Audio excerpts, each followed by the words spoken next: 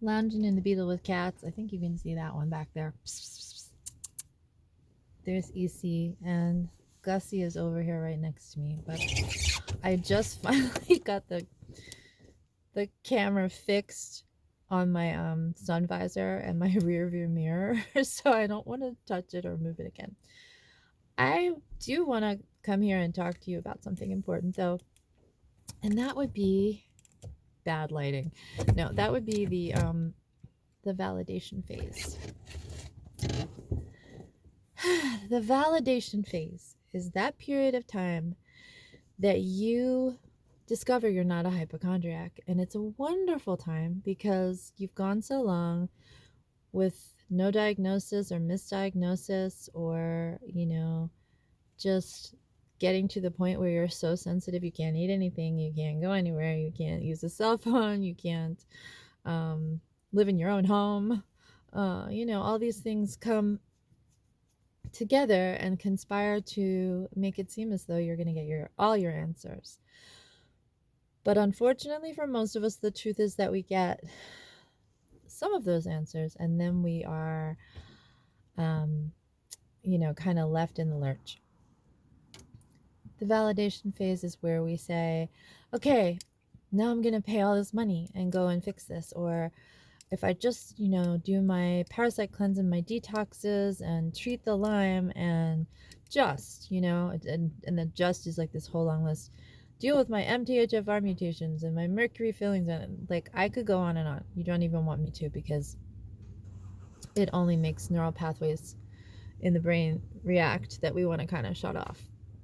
Which brings me to the fact that the validation phase is antithetical to neuroplasticity, because when we do have all of these things bouncing around in our brains and we are actively using neural pathways of, trauma and illness, even neural pathways that have to do with like blood tests or, protocols, treatments, tinctures, practitioners. So when we have all that going on, we're going to stay sick inadvertently. We feel like we're problem solving. We feel like we're making progress. We are going down a lot of rabbit holes. We're dealing with a lot of things that seem as though they can be helpful to us. But once we've exhausted all of those avenues and we've realized that the answers are not going to come from outside of us, and that externalizing is only going to continue to keep us sick, all the illness pages, all the groups that we go to for advice and information continue to make us stay in fight or flight and make us use neural pathways that we really have to be released from. We have to release ourselves from. So that's when it becomes clear that, we've already like spent every dime we have, and we really need to honor what we have within.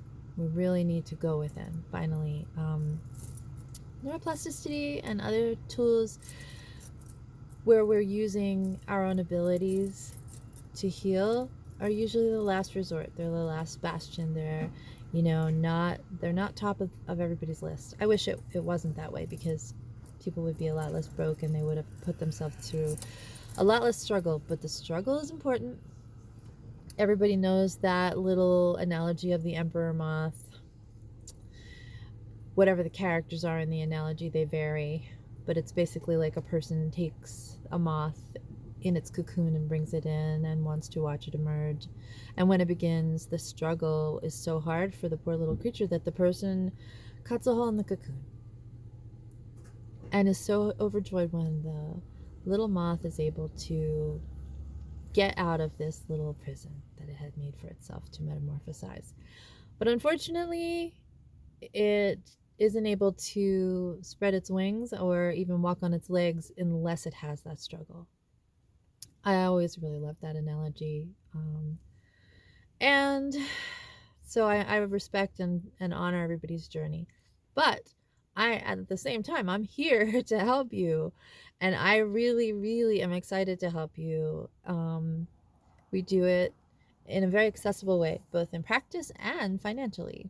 And hi, EC. She's going back there.